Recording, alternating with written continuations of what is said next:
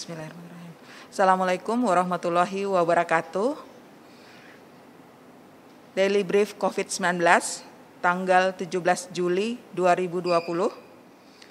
Update COVID-19 berdasarkan data terkini Dinas Kesehatan Pemerintah Provinsi DKI Jakarta pada tanggal 17 Juli 2020, terdapat penambahan jumlah kasus positif sebanyak 231 kasus. Adapun jumlah kumulatif kasus konfirmasi di wilayah DKI Jakarta pada hari ini sebanyak 15.708 kasus. Dari jumlah tersebut, 9.994 orang dinyatakan telah sembuh, sedangkan 731 orang meninggal dunia. Sampai dengan hari ini, kami laporkan 826 pasien masih menjalani perawatan di rumah sakit dan 4.157 orang melakukan isolasi diri di rumah.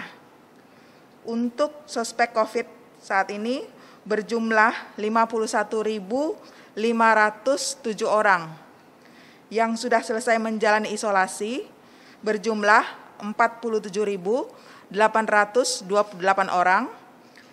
Suspek yang masih menjalani isolasi mandiri di rumah sebanyak 504 orang, sedangkan suspek yang masih menjalani isolasi di rumah sakit sebanyak 981 orang, dan yang meninggal sebanyak 2.194 orang.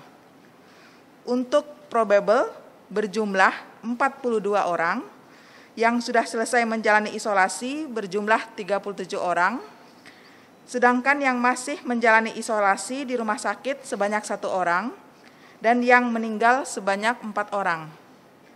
Untuk pelaku perjalanan berjumlah 1.794 orang, yang sudah selesai menjalani isolasi berjumlah 1.753 orang, yang masih menjalani isolasi di rumah sebanyak 41 orang.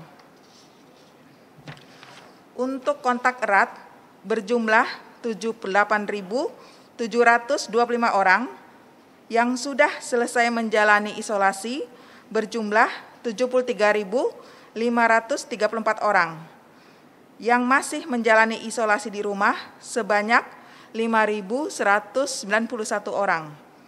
Untuk discarded sebanyak 5.712 orang. Adapun untuk pemeriksaan PCR, secara kumulatif, pemeriksaan PCR sampai dengan 16 Juli 2020 sebanyak 433.902 sampel. Pada 16 Juli 2020 dilakukan tes PCR pada 5.719 orang, di mana 4.875 diantaranya dilakukan untuk menegakkan diagnosis pada kasus baru dengan hasil 231 orang positif dan 4.644 orang negatif. Selain itu, untuk rapid test dilakukan total sebanyak 274.495 orang.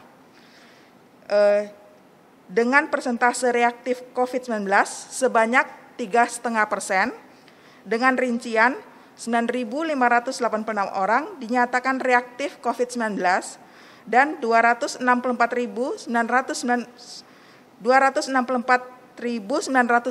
orang dinyatakan non-reaktif.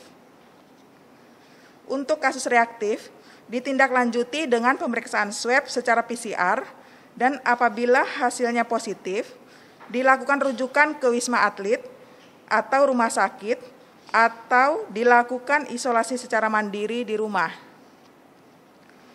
Sejak tanggal 4 Juni, Kepala Dinas Kesehatan DKI Jakarta mengeluarkan surat edaran untuk puskesmas agar melakukan active case finding selain terus melakukan kontak tracing.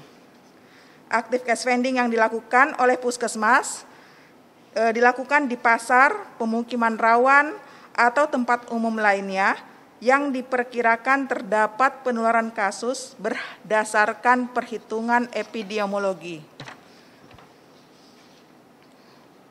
Kepatuhan dalam masa PSBB transisi. Mengingat 55% dari pasien positif yang ditemukan adalah orang tanpa gejala, untuk itu kami menghimbau masyarakat agar tetap melakukan protokol 3M lawan COVID, yaitu memakai masker dengan benar, menjaga jarak aman 1-2 meter, kemudian mencuci tangan sesering mungkin. Selain itu juga tetap menjaga protokol PSBB transisi dengan menjaga kapasitas ruangan sekitar 50%, kemudian tetap berada di rumah, keluar rumah jika benar-benar penting, dan pastikan keluar rumah dalam kondisi sehat. Jajaran pemerintah Provinsi DKI Jakarta juga tetap melakukan pengawasan ketaatan di berbagai tatanan seperti di mal, objek wisata, pasar, dan tempat-tempat umum lainnya. COVID-19 masih ada di sekitar kita, maka kita perlu terus waspada dengan saling mengingatkan kepada keluarga dan orang-orang di sekitar kita untuk tetap melakukan protokol 3M lawan COVID. Kolaborasi tangani COVID-19, Pemprov DKI Jakarta masih membuka kesempatan untuk masyarakat berbagi dengan sesama yang masih membutuhkan bantuan karena terdampak pandemi COVID-19. Adapun bantuan ini tergabung dalam program kolaborasi sosial berskala besar atau KSBB, di mana masyarakat dapat memberikan bantuan berupa bahan pangan pokok, makanan siap saji, hingga uang tunai. Informasi lengkap seputar KSBB dapat melalui situs corona.jakarta.go.id/kolaborasi. Demikian Daily Brief pada hari ini.